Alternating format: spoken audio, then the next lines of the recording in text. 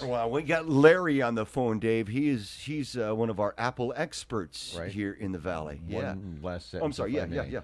yeah. 3 detections occurred in the fall of 2004, shutting down the market for 4 months, estimated at $17.7 million lost in direct sales. An additional $8 million was lost due to the depressed Apple prices in the U.S. because the markets that normally would go to Taiwan stayed here, and supply and demand, oversupply here, pushed demand down, so we lost another $8 million in that. So that's the kind of financial impact that this thing can have.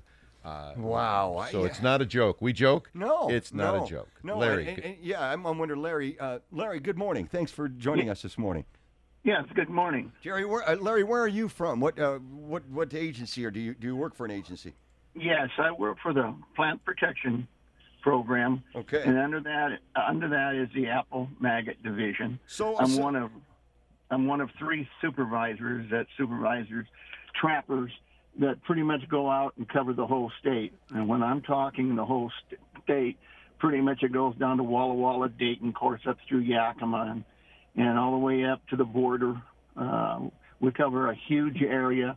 We put out literally thousands, 6,000, 7,000, 8,000 traps. Jeez. And I supervise about 7 trappers. We have another supervisor that supervises 9 trappers. Up next to the border, we have another supervisor. He's got about 8 or 9. And their primary duty is to look for apple maggots. And then all these traps come back to the main office here in Yakima. And then the trappers are really good. They can spot these apple maggots. And then when we do find them, then it's all recorded. And then we have to go out and put as many more traps in that area as we possibly can. Wow. And there's lots of money involved in this thing, because if you find an apple maggot, it is a very serious thing. Yeah, okay, so now my question is, and I think you probably just answered it right there, but my question is, are we making a big deal out of this here in eastern Washington? You know, if you're over in western Washington, would you be thinking like, oh, come on, it's a crate of apples, come on. I mean, or is this seriously a big deal? This is really a serious big deal. One of the responsibilities that I have extra is called the China CERT program. And a China CERT program, these are apples that the orchardist has designated to go overseas over to China.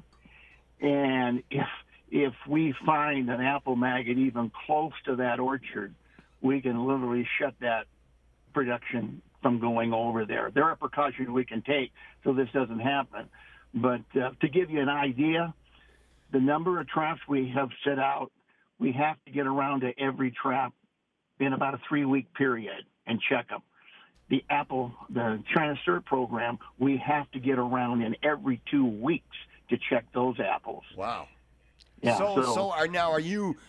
Are you guys putting up now? I mean, what are you doing in Douglas County? Are you putting up more of these traps now because you suspect these are up there now? I mean, what are you doing?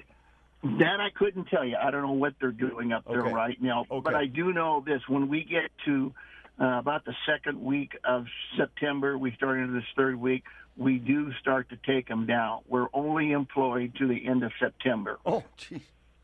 Wow. Yeah, and you got to remember, we start in June putting the traps up, and as we go through, we got that season where the apple maggots are going to be showing up, and by the time we get to the end of September, you're not going to find them anymore. Right. You're dealing with a life cycle issue there, right?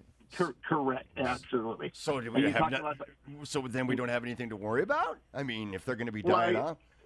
They will be dying off. Well, they go into the ground or they go into the apples and they winter over.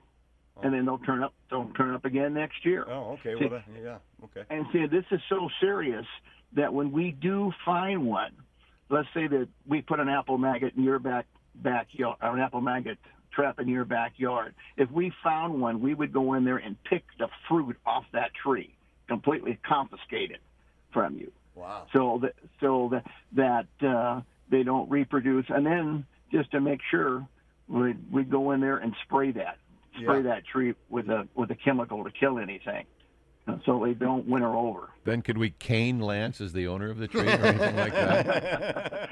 And the thing that a lot of people don't understand when we're putting up the traps, we're really not putting up in orchards. They spray in orchards, so we're putting them up in neighbors around them. So we go in and ask to put up the trap in backyards, front yards, and I'm pretty sure a lot of people have seen these in June. We start to hang. They're bright yellow. You can't miss them, and they're hanging up all over the valley. Yep. And usually in June, our boss will go out and the people start telling people, hey, we're hanging up traps and we're asking for permission, to put these traps up. And like I said, most of the people that are doing it are college kids. We do have some older people, and then the supervisors like myself. I'm a retired ag teacher, and so a lot of the supervisors are retired people that usually have something to do with agriculture before, but not always.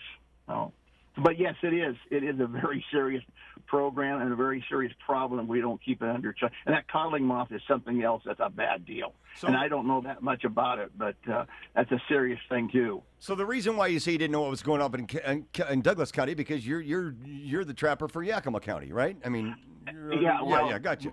Supervisor. My people that I have the area from the Gap all the way to Walla Walla. Okay.